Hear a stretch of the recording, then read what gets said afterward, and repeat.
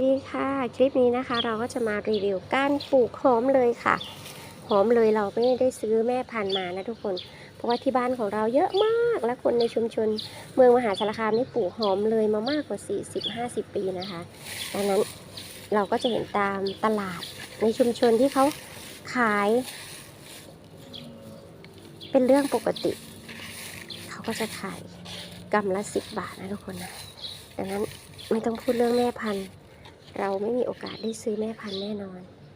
วันนี้เราจะมาสาธิตให้เพื่อนๆดูนะคะอันนี้เป็นต้นแม่พันธุ์